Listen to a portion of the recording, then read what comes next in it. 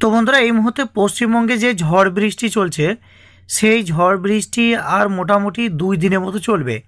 তবে সেক্ষেত্রে পশ্চিমবঙ্গের আবহাওয়া দপ্তরের পক্ষ থেকে জানিয়ে দেওয়া হয়েছে যে পশ্চিমবঙ্গের কোন কোন জেলাতে আগামী 2 দিন ঝড় বৃষ্টি হবে এবং কোন জেলাতে ঝড় বৃষ্টির পরিমাণ বাড়বে বা কোন জেলাতে ঝড় বৃষ্টির পরিমাণ কমবে, সেটা কিন্তু আপনারা দেখতেই পাচ্ছেন পশ্চিমবঙ্গ আবহাওয়া দপ্তরের পক্ষ থেকে এই যে পশ্চিমবঙ্গের ম্যাপ, সেই ম্যাপ অনুযায়ী কিন্তু এখানে দেখানো হয়েছে। তো প্রথমে আপনাদেরকে দেখিয়ে দেবো যে এই যে ঝড় বৃষ্টি, সেটা আগামীকাল অর্থাৎ 11 তারিখ সকাল 8:30 পর্যন্ত, কালকে যে সকাল 8:30, সেই 8:30 পর্যন্ত কোথায় কেমন ঝড় বৃষ্টি হবে না, এখানে দেখুন পরিষ্কার এই যে ম্যাপ, সেই ম্যাপ অনুযায়ী বলা হয়েছে কালিম্পং, দার্জিলিং, জলপাইগুড়ি, আলিপুরদুয়ার, কোচবিহার, উত্তর দিনাজপুর এবং এখানে দক্ষিণ দিনাজপুর, মালদা, মুর্শিদাবাদ, বীরভূম।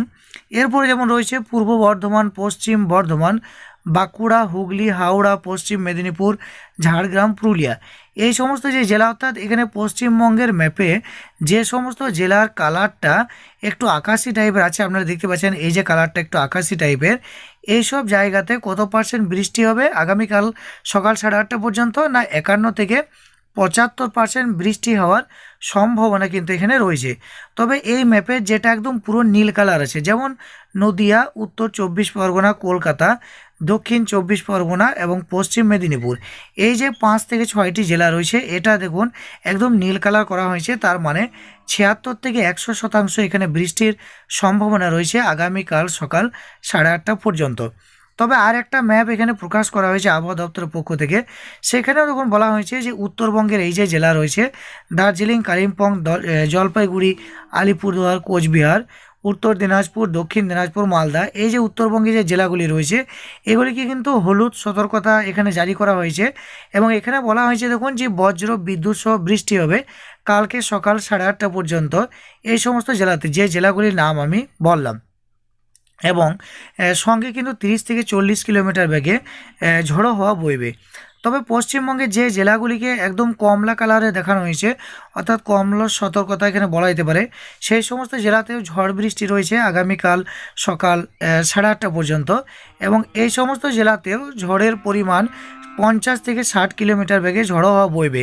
কোন কোন জেলা, না মুর্শিদাবাদ, বীরভূম, পশ্চিম বর্ধমান, পূর্ব বর্ধমান, নদিয়া, হুগলি, উত্তর 24 পরগনা, দক্ষিণ 24 পরগনা, কলকাতা, পুরুলিয়া, হাওড়া, পশ্চিম মেদিনীপুর, পূর্ব মেদিনীপুর, ঝাড়গ্রাম, এই সমস্ত জেলাতে কিন্তু কমলা সতর্কতা জারি করা হয়েছে। এরপর দেখুন আপনাদেরকে দেখিয়ে দিচ্ছি যে 12 তারিখ পর্যন্ত, অর্থাৎ 12 তারিখ সকাল 8:30 থেকে শুরু করে 13 তারিখ সকাল 8:30 পর্যন্ত এই যে টাইম, অর্থাৎ এখানেও দেখুন যেটা হালকা কালারের নীল কালার রয়েছে, সেখানে কিন্তু 51 থেকে 75% বৃষ্টি, এবং যেটা সবুজ কালার করা আছে সেটা কিন্তু আপনার 26 থেকে 50% এখানে বৃষ্টি কিন্তু হবে। এবং এখানে দেখুন আর একটা কালার এখানে যেমন দেখানো হয়েছে উত্তরবঙ্গের এই সমস্ত জেলাগুলি 11 তারিখ সকাল 8:30 থেকে নিয়ে 12 তারিখ সকাল 8:30 পর্যন্ত এই সমস্ত যে জেলাগুলি রয়েছে উত্তরবঙ্গের, এখানে কিন্তু হলুদ সতর্কতা জারি করা হয়েছে, বজ্র বিদ্যুৎ সহ বৃষ্টি হবে আপনার 11 তারিখ থেকে নিয়ে 12 তারিখ পর্যন্ত। সঙ্গে কিন্তু ঝড়ো হওয়া রয়েছে 30 থেকে 40 কিলোমিটার। এবং এই যে জেলা রয়েছে কমলা সতর্কতা যেখানে জারি করা হয়েছে, আপনারা দেখতে পাচ্ছেন এই যে জেলাগুলি রয়েছে, সেখানেও কিন্তু বজ্র বিদ্যুৎ সহ বৃষ্টি হবে। এবং এখানেও কিন্তু ঝড়ের যে গতিবেগ, সেটা কিন্তু ঘন্টায় 50 থেকে 60 কিলোমিটার পর্যন্ত থাকবে। তবে এইদিকে যে আপনার হলুদ সতর্কতা যে জারি করা হয়েছে যে জেলাগুলি, সেখানেও বজ্র বিদ্যুৎ সহ বৃষ্টি, সঙ্গে কিন্তু 40 থেকে 50 কিলোমিটার গতিবেগে ঝড়ো হওয়া কিন্তু বইবে। অর্থাৎ এক কথায় বলা যেতে পারে আগামী 2 দিন পশ্চিমবঙ্গের সমস্ত জেলাতে একরকম বৃষ্টির কিন্তু একটি সম্ভাবনা রয়েছে। তো বন্ধুরা, অবশ্যই আপনারা এই মুহূর্তে কমেন্ট করবেন যে আপনারা পশ্চিমবঙ্গের কোন জেলা থেকে ভিডিওটি দেখছেন, আপনার জেলাতে এই মুহূর্তে ঝড় বৃষ্টি হচ্ছে কিনা অবশ্যই নিচের কমেন্টে জানিয়ে দেবেন। তো বন্ধুরা, আশা করি বুঝতে পেরেছেন, ভিডিওটি ভালো লাগবে।